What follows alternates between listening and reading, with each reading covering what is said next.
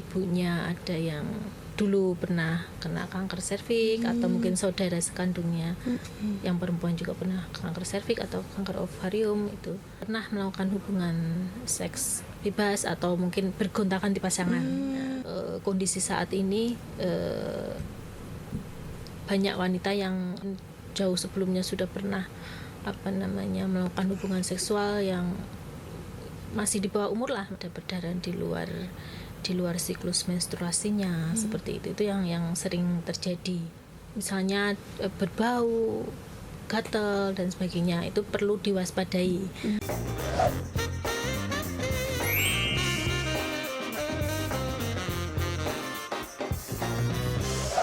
Halo Sobat Sehat, kembali lagi di Kata Netizen. Kabar kesehatan netral, informatif, jelas, terkini. Nah Sobat Sehat, apabila di episode sebelumnya kita membahas tentang resistensi antibiotik, maka di episode kali ini kita akan membahas masalah kesehatan yang tidak kalah penting tentunya, yaitu tentang kanker serviks atau kanker leher rahim. Oleh karena itu telah hadir narasumber ahli kita, Dr. Iva Kusdiarini, Kepala Seksi Pencegahan Pengendalian Penyakit Tidak Menular dan Kesehatan Jiwa Dinas Kesehatan Kota Yogyakarta. Selamat pagi dokter. Selamat pagi Mbak. Sehat dokter? Alhamdulillah. Dok, kita tahu bahwa kanker serviks itu saat ini kasusnya sudah mulai naik ya dok ya. Dan kita tahu bahwa ada public figure yang ternyata itu meninggal karena kanker serviks ya dok ya. Nah berarti kanker serviks itu kan masalah yang serius. Itu penyebabnya apa gitu dok? Kanker serviks itu kanker yang menyerang pada leher rahim wanita ya. Ini penyebabnya paling banyak menurut penelitian adalah disebabkan oleh virusnya yaitu human papilloma virus. Itu yang. Nah, selain human papilloma virus itu dok, apakah ada penyebab lain selain itu dokter? Untuk saat ini penelitiannya memang yang terbanyak itu. Kalau yang lain itu ada faktor risiko. Jadi faktor risiko dalam keluarga atau genetik ya. Misalnya ibunya ada yang dulu pernah kena kanker serviks atau mungkin saudara sekandungnya yang perempuan juga pernah kanker serviks atau kanker ovarium, itu biasanya punya faktor risiko. Faktor risiko yang lain dia ada pernah melakukan hubungan seks bebas atau mungkin bergonta-ganti pasangan. Jadi seperti infeksi menular seksual ya. Jadi memang di penularannya terutama itu disebabkan dengan kontak seksual. Jadi penyebabnya atau faktor resikonya itu banyak ya dok, ternyata gitu dok. Nah, tetapi dok banyak pasien atau di orang masyarakat di luar sana itu tuh tidak bergejala atau gejalanya itu baru muncul di akhir-akhir. Nah itu biasanya gejalanya apa saja dok yang sering muncul? Nah gejalanya kalau sudah sampai ke kanker ya, itu biasanya ketika melakukan hubungan seksual berdarah atau mungkin ada perdarahan di luar siklus menstruasinya, seperti itu yang sering terjadi. Kemudian yang lain seperti mungkin keluar cairan dari vagina yang abnormal seperti keputihan yang tidak biasanya. Kalau misalnya berbau, gatal dan sebagainya, itu perlu diwaspadai karena pintu masuknya tidak hanya dari virus itu sendiri, tapi ketika seorang wanita sudah terinfeksi penyakit menular di alat kelaminnya, ada risiko dia juga akan terkena HPV. Seperti itu.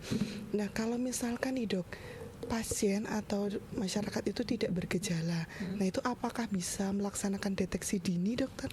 Boleh, sangat disarankan memang sebelum timbul gejala, terutama untuk wanita yang sudah menikah atau pernah melakukan hubungan seks, artinya dia kontak seksualnya aktif, silakan melakukan deteksi dini.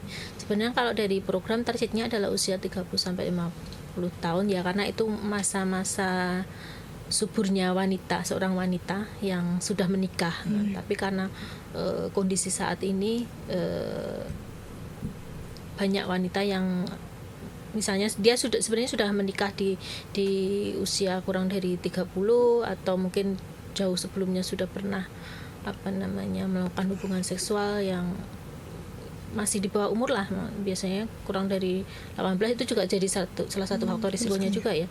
Nah, monggo untuk melakukan pemeriksaan deteksi dini ini bisa dilakukan di puskesmas dengan metode yang sangat sederhana. Cukup dioles dengan asam asetat 3-5%. Namanya metodenya IVA, inspeksi visual asam asetat. Jadi ditunggu 3-5 menit sudah jadinya hasilnya bisa ketahuan saat itu juga. Jadi efektif ya dok, Iya. IVA itu ya dok ya.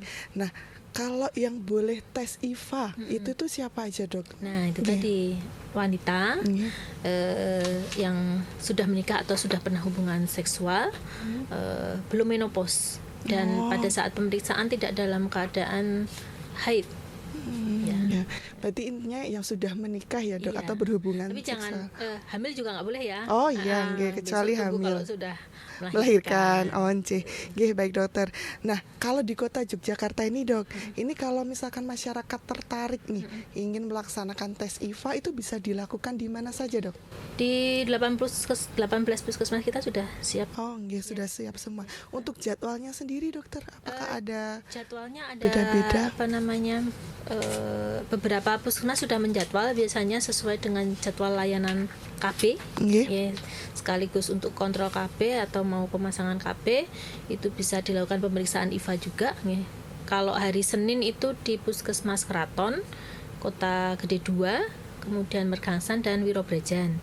Kalau hari Selasa itu di Puskesmas Gondokusuman 2, Puskesmas Umbul Harjo 1.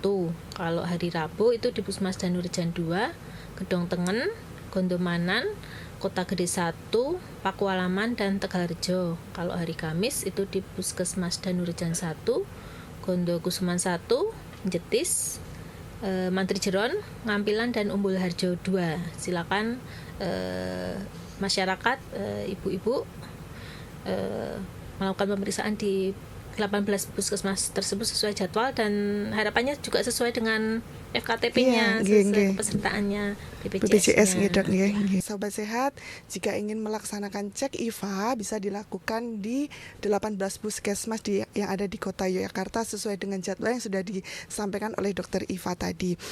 Nggih, sudah jelas nggih dok tadi penjelasannya terkait kanker serviks dan juga pencegahannya.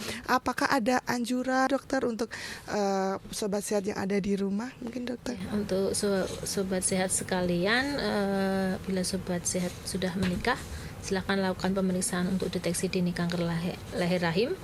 Ini yang paling mudah, efektif, efisien, aman dan gratis nih bagi warga kota. Itu adalah dengan pemeriksaan IVA. Kemudian tetap menjaga pola makan yang sehat. Lakukan vaksinasi HPV. Ini untuk vaksinasi targetnya secara program untuk kelompok usia kelas 5 dan kelas 6 SD ya, untuk wanita siswi kelas 5 dan kelas 6 SD. Kemudian bagi sobat sehat yang belum menikah, jangan sekali-kali mencoba seks bebas. Kemudian pemeriksaan IVA ini nanti paketnya sekalian pemeriksaan sadanis. Oh, jadi di puskesmas selain dilaksanakan pemeriksaan IVA juga dilaksanakan pemeriksaan sadanis. Oh, sadanis itu untuk pemeriksaan payudara secara klinis, ini untuk deteksi dini kanker payudara. Oh jadi, iya. Dapat 2 ini. Oh iya, menarik sekali ya dok. Ternyata ya dok, di puskesmas sudah ada pelayanan IVA sekaligus pelayanan sadanis. Wah, menarik sekali ya sobat sehat obrolan kita hari ini tentang kanker serviks. Pada intinya kanker serviks atau kanker leher rahim itu bisa dicegah dan tidak timbul secara tiba-tiba. Untuk pencegahannya sendiri bisa dilakukan dengan vaksin HPV, kemudian setia pada pasangan, pola hidup sehat, dan yang tidak kalah penting melaksanakan deteksi dini dengan IVA atau pap smear. Jadi, jangan takut untuk cek ya Sobat Sehat, karena semakin awal diketahui, semakin mudah untuk dicegah. Terima kasih banyak untuk Dr. Iva untuk kesempatannya pada hari ini. Semoga bermanfaat. Ya, semoga semakin banyak yang sadar terhadap kesehatan rahim ya Dok ya. Oke Sobat Sehat, sekian obrolan kita pada episode kali ini. Jangan lupa untuk share video ini ke keluarga, saudara, dan juga orang-orang tersayang Sobat Sehat semua.